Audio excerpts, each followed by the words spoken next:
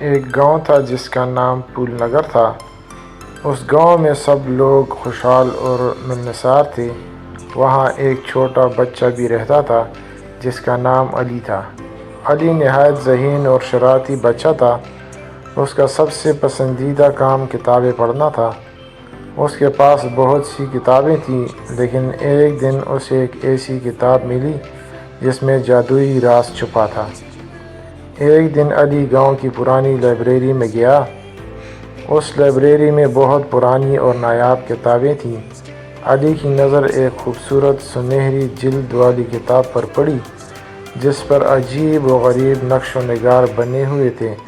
علی نے کتاب اٹھائی اور سوچا کہ شاید اس کتاب میں کوئی خاص کہانی ہو۔ گھر آ کر علی نے کتاب کھولی تو اس میں کچھ بھی نہیں تھا۔ علی کو بہت حیرانی ہوئی۔ اس نے کہا، یہ کیسی کتاب ہے جس میں کچھ بھی نہیں؟ لیکن جیسے ہی اس نے کتاب کے پہلے صفحے کو چھوا، اس کی آنکھیں حیرت سے کھلی کی کھلی رہ گئیں۔ کتاب کی جلد پر چمک آ گئی اور ایک خوبصورت پری ظاہر ہوئی۔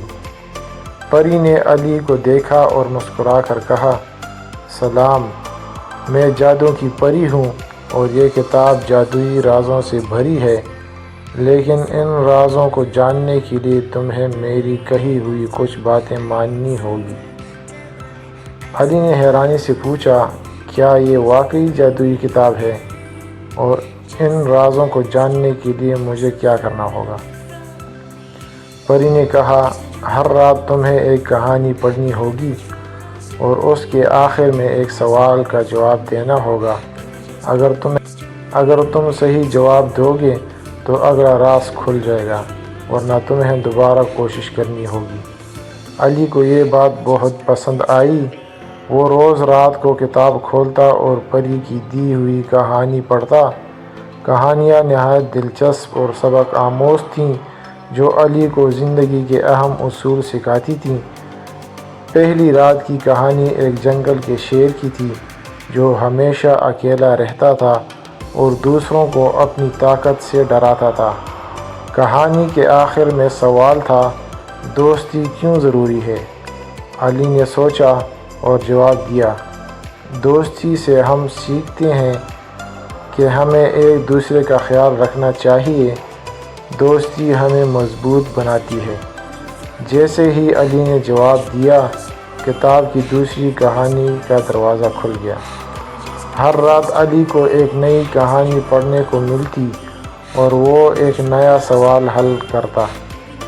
ان کہانیوں میں کبھی کبھی علی کو پرندوں، جانوروں اور کبھی کبھی شہزادے اور شہزادیوں کی کہانیاں سننے کو ملتی تھیں۔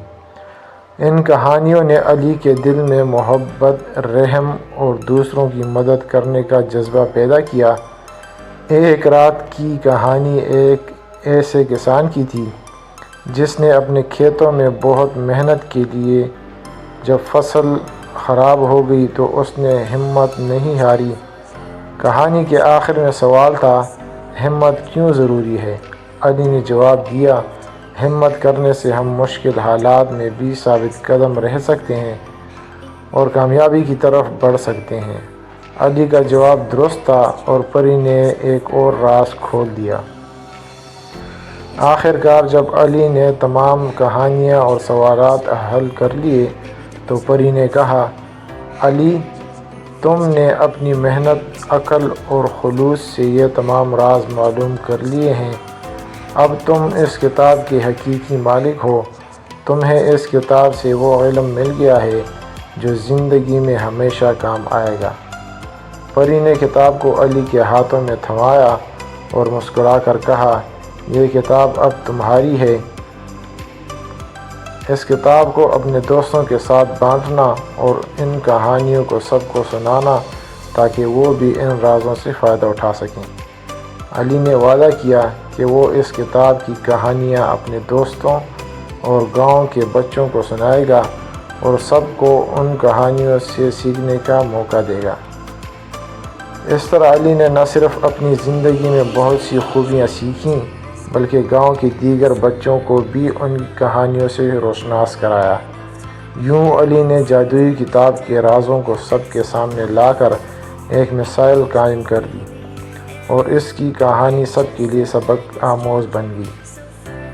اس کہانی سے ہمیں یہ سبق ملتا ہے کہ دوستی، ہمت اور محنت کے ذریعے ہم زندگی میں کامیابی حاصل کر سکتے ہیں اور اپنے علم کو دوسروں کے ساتھ بانٹ کر ایک اچھی زندگی گزار سکتے ہیں۔